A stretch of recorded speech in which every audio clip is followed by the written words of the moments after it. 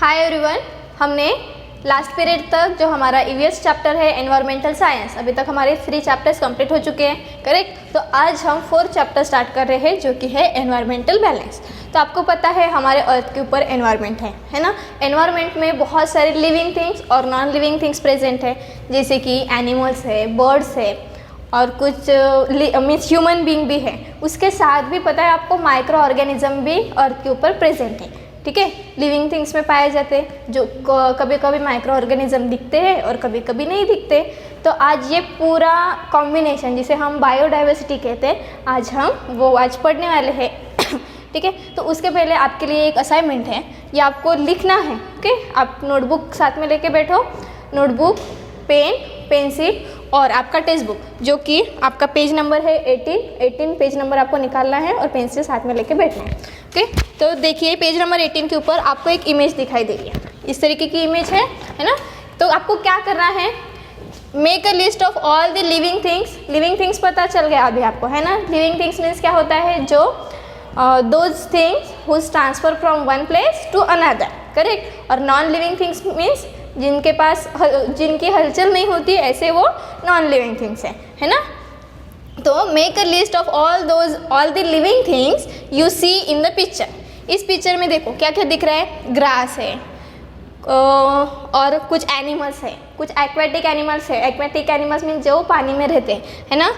फिर human being भी दिखाई दे रहे हैं, बर्ड्स भी है, ट्री भी है ना। आप यहाँ पर अच्छे से इमेज दिखाई दे रही होंगी आपको टेक्स्ट बुक में, ठीक है। बहुत ही मीन्स एक ही पिक्चर में इतने सारे थिंग्स है कि उसे ऑब्जर्व करके हम बहुत सारे चीज़ें लिख सकते, उनके नाम्स लिख सकते। तो आपको क्या करना है, उन सबके नाम्स लिखना है, okay. If you do not know the names, अगर आपको इसके नेम्स नहीं पता तो क्या करना है, do not know the names of any of the living things you see, make a note of them, describe their shape, color, sound, shelter, etc. अगर जो भी आपको पिक्चर्स में जो भी चीज़ें दिखाई दे रही है, अगर आपको उसका नाम नहीं आ रहा है ना, तो उसका क्या करना है, उसका कलर लिखना है, उसका शेप कैसा है वो लिखना है। और साउंड मतलब आप पता है ना, आपके बर्ड्स है या फिर जितने एनिमल्स हैं उनके अलग अलग साउंड्स होते हैं, साउंड लिखना है। और शेल्टर, वो कहाँ पर रहते हैं, वो सारी चीज़ें लिखना है। और ड्रॉ देयर पिक्चर, और उसके साथ आपको क्या करना है, एक पिक्चर भी ड्रॉ करना है, ओके। जैसे आप फिश अगर लिख रहे हो, ठीक है, फिश का अगर आपको नाम नहीं पता, जैसे मैंने तो बता दिया ये फिश है, तो फिश का साइड में आपको पिक्चर भी निकालना है। Count how many types of living things you see, आपको उसके साथ इस पिक्चर्स में कितने लिविंग थिंग्स है वो काउंट करना है, ओके। तो लिखो, ये आप अभी लिखो, थोड़ा सा वीडियो पॉज करो और पॉज करने के बाद आप ये क्वेश्चन लिखना है और मुझे सेंड भी करना है, ठीक है। उसमें भी कुछ डाउट आए तो मुझे पूछना है, ओके ना। व्हाट इज एनवायरनमेंट, एनवायरनमेंट आपको सभी को पता है, अभी बताया।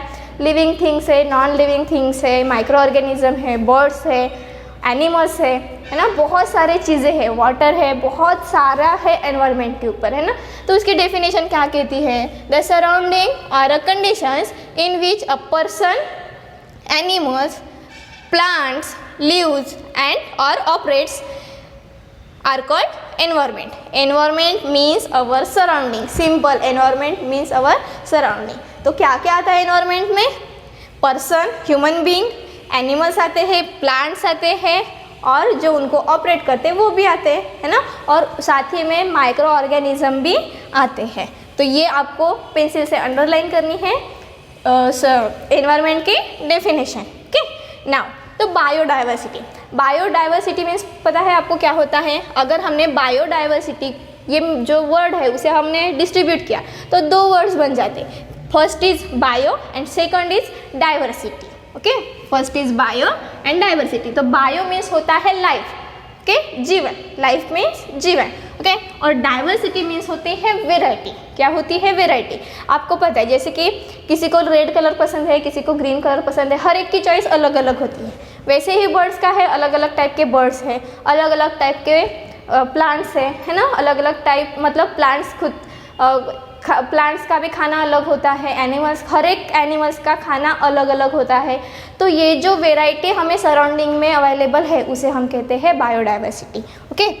Now different type of living things are seen in the different places. बहुत सारी चीज़ें लिविंग थिंग्स भी है और नॉन लिविंग थिंग्स भी है जो हमारे सराउंडिंग में प्रेजेंट है।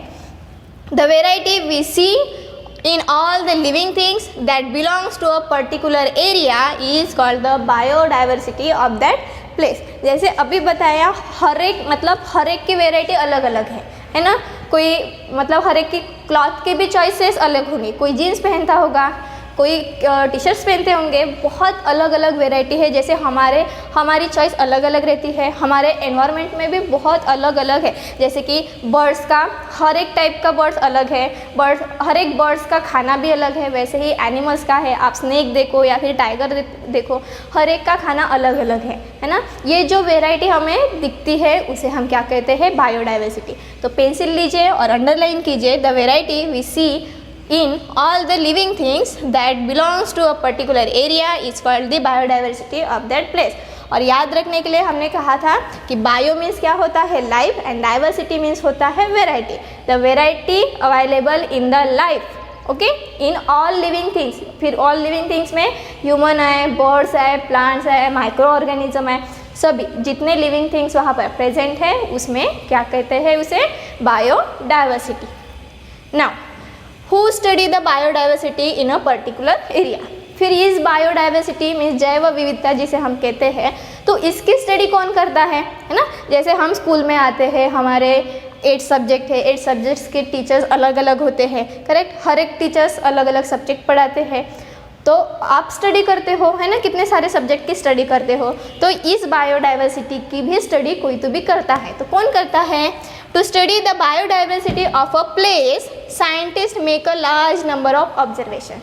कौन करते हैं ऑब्जर्वेशन, साइंटिस्ट लोग इसका ऑब्जर्वेशन करते हैं, और वो जो भी वो ऑब्जर्वेशन करते हैं वो राइट डाउन भी करते हैं, correct. They make this observation in a different condition. एक ही जगह एक ही रूम पे साइंटिस्ट बैठ के करते हैं क्या, साइंटिस्ट लोगों का ऐसा नहीं होता। कहीं रूम पे करेंगे, कहीं बाहर जाके करेंगे, कहीं दूसरे स्टेट में करेंगे, कभी दूसरे कंट्रीज़ में करेंगे, है ना। कभी विंटर में करेंगे, कभी मतलब जो भी सीजन्स है, कभी एक ऑब्जर्वेशन डे में किया तो दूसरा ऑब्जर्वेशन नाइट में करेंगे। ये सारे स्टडी कौन करता है, साइंटिस्ट लोग करते हैं, okay. They make this observation in different condition such as day night in different season. जैसे कि बताया समर में करते हैं, कोई रेनी सीजन में करता होगा, है ना। जितने सीजन है, क्योंकि एक का ही ऑब्जर्वेशन तीनों सीजन में अलग होता है ना। प्लांट्स आप देखो, विंटर में अलग दिखता है, रेनी सीजन में अलग दिखता है, और समर में भी अलग दिखता है।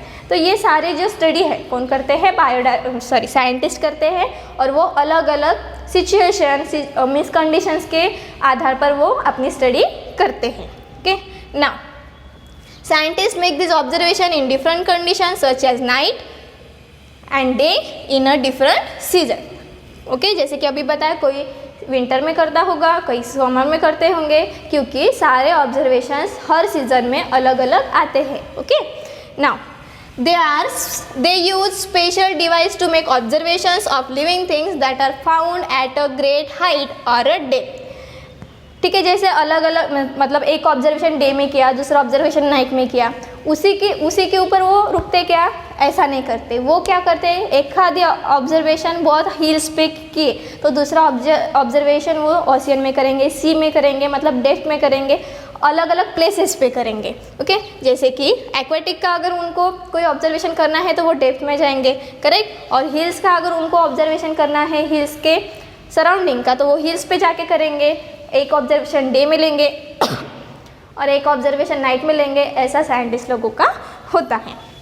Now the micro organism, scientist लोग मतलब ऐसा उनका है क्या स्पेशल कि नहीं सिर्फ ट्री का करेंगे या फिर कुछ प्लांट का करेंगे, ऐसा नहीं है ना। वो हर चीज़ का ऑब्जर्वेशन करते। They also use a special device to make observation of living things that are found at a micro organisms, है ना, that are found at a micro organism. वो लोग माइक्रो ऑर्गेनिज्म का भी ऑब्जर्वेशन करते हैं, okay. Now even they test the soil of that particular region. अगर कोई ग्राउंड पे या फिर कोई भी सीज़न में कर रहे हैं तो वो क्या करते हैं, उस सॉइल का ऑब्जर्वेशन, उनकी टेस्ट भी करते हैं। जैसे आपको पता है आपके सभी के घर में खेती है ना, तो सॉइल मीन्स कौन से सीज़न में कौन सी क्रॉप लेनी चाहिए, इसकी भी बहुत सारी स्टडी ऑनलाइन वगैरह है और ऑनलाइन पे बहुत सारा मटेरियल भी प्रेजेंट है ना। गवर्नमेंट हमेशा बताते रहते हैं कि आपकी सॉइल की टेस्ट करो, मतलब आपको कौन सा क्रॉप ज़्यादा होगा तो वो भी सजेस्ट करते हैं। वैसे ही जब साइंटिस्ट लोगों को अगर कोई ऑब्जर्वेशन करना है तो जो जगह पर वो करते हैं तब क्या करते हैं, वो सॉइल की टेस्ट भी की जाती है। Okay, they make a large number of observation, उनका क्या रहता है, बहुत बड़ा ऑब्जर्वेशन रहता है, लार्ज नंबर पे रहता है। For a long time they keep on taking the observation and note down all the data। जैसे हम आपको कहते हैं कि ये डेफिनेशन लिखो, बायोडाइवर्सिटी के डेफिनेशन लिखो, माइक्रो ऑर्गेनिज्म के लिखो, है ना। हम बोलते हैं ना, क्यों बोलते हैं, ताकि वो आपको अच्छे बाद में अगर दूसरे दिन पढ़े तो याद आना चाहिए, है ना। तो वैसे ही जब साइंटिस्ट लोग हर एक छोटे छोटे चीज़ का क्या करते हैं, ऑब्जर्वेशन करते हैं और करने के बाद वो लिख के रखते हैं। Okay, observation of many scientist are brought together and studied again. जैसे आपको पता है अब हमारे क्लास में ग्रुप स्टडी भी होता है ना, कभी कभी ग्रुप स्टडी करते हैं, दो तीन जन मिलके ग्रुप स्टडी होती है। वैसे ही क्या करते हैं, एक ही साइंटिस्ट का ऑब्जर्वेशन तो रहता है, लेकिन अगर 4-5 साइंटिस्ट एक जगह आ गए तो उनको मिला के, जैसे हम ग्रुप स्टडी करते हैं, उनका अलग एक ऑब्जर्वेशन भी होता है। Only when all such efforts are made over a long period of time can we be sure of the biodiversity of a place। वो लोग जितना हार्ड वर्क करते हैं, जैसे आप अपने स्टडी के लिए हार्ड वर्क करते हैं, वो लोग जितना हार्ड वर्क करते हैं किसके लिए करते हैं, बायोडाइवर्सिटी के लिए। Okay, now the environment. अभी तो एनवायरनमेंट की डेफिनेशन हमने पढ़ी है ना, तो आपको ये डेफिनेशन भी अंडरलाइन करनी है। The surrounding and the conditions in those surrounding which affect the life of the organism there are together known as their environment. Okay, simple definition है, जो भी कंडीशन, जो भी एटमॉस्फेयर में प्रेजेंट है उसे क्या कहते हैं, सराउंडिंग कहते हैं, सॉरी एनवायरनमेंट करते हैं। और environment is nothing but our surrounding. It includes many components, factors such as sunlight, air, water, soil, plant and animal etc। Surrounding में जैसे अभी मतलब पहले लाइन से मैं बोल रही हूँ कि सराउंडिंग में बहुत सारा प्रेजेंट है। कौन कौन प्रेजेंट है, प्लांट्स है, एनिमल्स है, माइक्रो ऑर्गेनिज्म है, सॉइल है, वाटर है और एयर है, सनलाइट जैसे हमने लास्ट चैप्टर में पढ़े थे, है ना, लिथोस्फीयर, हाइड्रोस्फीयर एंड एटमॉस्फेयर ना, तीनों की स्टडी हमने किए हैं। तो हमारे एनवायरनमेंट में भी ये सारी चीज़ें प्रेजेंट है। ओके, नहीं, living and non living things are depend on each other. आपको ये पता है हम एक दूसरे के ऊपर डिपेंड है, वैसे ही living things and non living things. तो जैसे कि अभी अगर हम कहेंगे कि हम मीन्स लिविंग थिंग्स है ह्यूमन बीइंग, तो नॉन लिविंग थिंग्स पे कैसे डिपेंड है, जैसे कि क्लॉथ, हम क्लॉथ पहनते हैं, क्लॉथ ये नॉन लिविंग थिंग है, तो हम एक दूसरे के ऊपर डिपेंड है कि नहीं। Okay, there is a lot of give and take और इंटरेक्शन बिटवीन देम। बहुत सारा हम उनको देते हैं और वो भी हमसे लेते हैं, मतलब हम दोनों के बीच में, लिविंग थिंग्स और नॉन लिविंग थिंग्स के बीच में इंटरेक्शन होती है। Environmental science studies this interaction. इस जो हमारा मतलब हमारे सब्जेक्ट का भी नाम है एनवायरमेंटल साइंस और हमारे लेसन का भी नाम है एनवायरमेंटल बैलेंस, तो इस सभी में क्या होता है, इंटरेक्शन होती है। ओके, तो इसके बाद का जो आपका टॉपिक है मतलब फूड चेन पढ़ना है वो हम नेक्स्ट क्लास में देखेंगे। Thank you.